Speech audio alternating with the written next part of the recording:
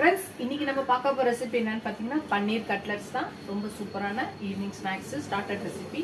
வாங்க இந்த பன்னீர் கட்லெட்ஸ் எப்படி குயிக்காக செய்யலான்னு பார்க்கலாம் வாங்க.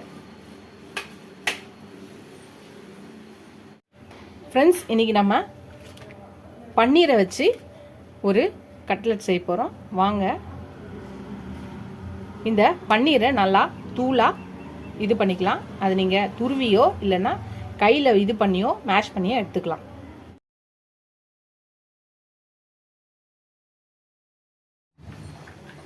ஃப்ரெண்ட்ஸ், நம்ம பன்னீர் கட்லெட் செய்ய போகிறோம். வாங்க எப்படி செய்யலாம்னு பார்க்கலாம். ஒரு பவுலில் பன்னீரை நல்லா துருவியோ இல்லை இது பண்ணி வச்சுருக்கேன்.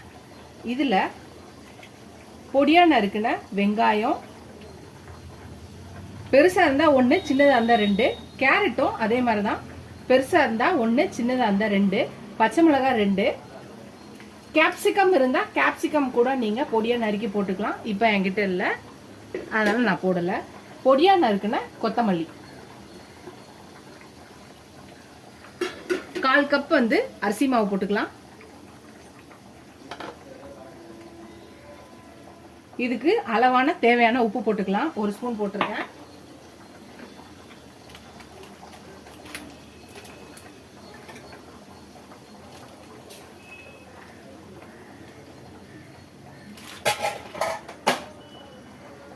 ஒரு 1/4 spoon Kashmiri red chilli powder போடுறேன். வேணான்றவங்க இதை ஸ்கிப் பண்ணிக்கலாம். இப்போ இது எல்லாத்தையும் நல்லா மிக்ஸ் பண்ணிக்கலாம்.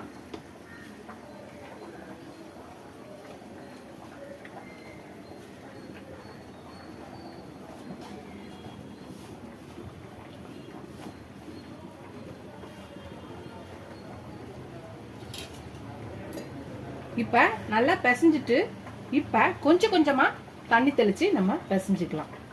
கட்லெட் ஷேப்புக்கு வரணும். ஸோ அதனால் லைட்டாக தண்ணி தெளித்து இதை பிசைஞ்சிக்கலாம்.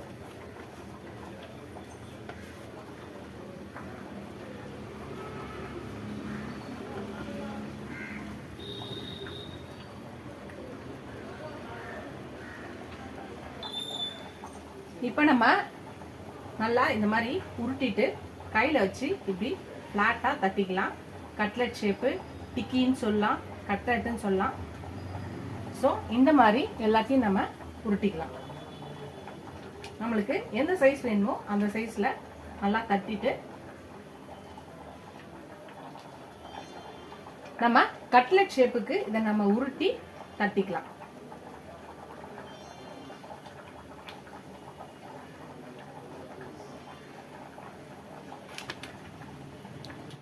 அவ்வளோதான், நம்ம பன்னீர் கட்லெட்ஸை ரெடி பண்ணியாச்சு. இப்போ இதை நம்ம ஃப்ரை பண்ணி எடுக்கலாம்.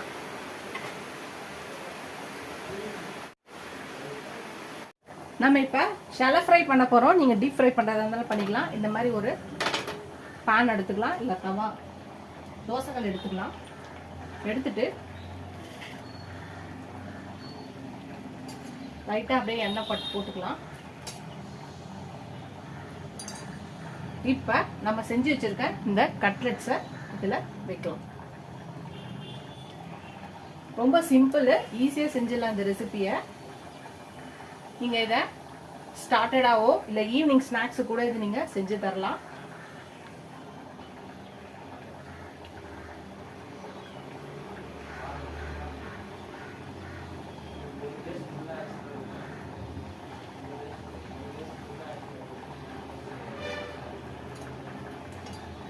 லைட்டாக மேலே எண்ணெய் போட்டுட்டு இது எல்லாத்தையுமே வேகணும். வெந்ததுக்கப்புறம் திருப்பி போடலாம்.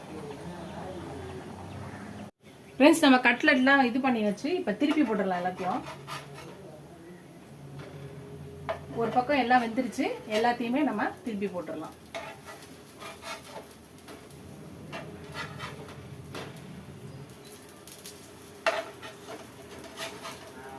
ரொம்ப சேஃபாக எடுக்கணும், இல்லாட்டி எல்லாமே புட்டுக்கோ.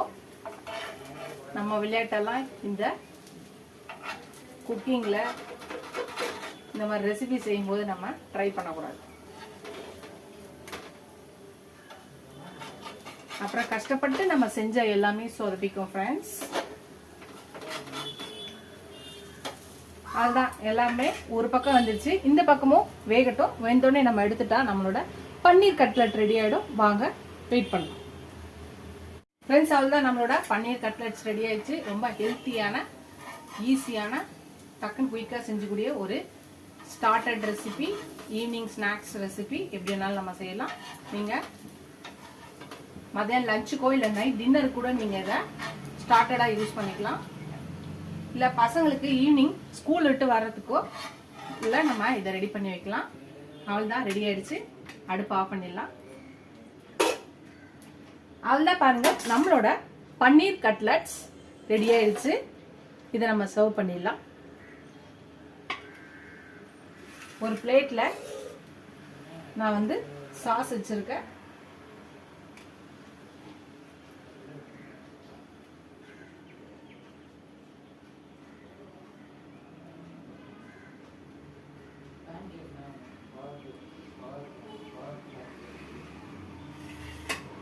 அவ்வளோதான், நம்மளோட பன்னீர் கட்லெட்ஸ் ரெடி ஆயிடுச்சு. ரொம்ப ஹெல்த்தியான ஒரு பன்னீர் கட்லெட்ஸ். சூப்பராக இருக்கும் டேஸ்ட்டு. நம்ம ட்ரை பண்ணி பார்த்துடலாம். இந்த மாதிரி கட்லெட்ஸ் எடுத்து சாஸ்ல எடுத்து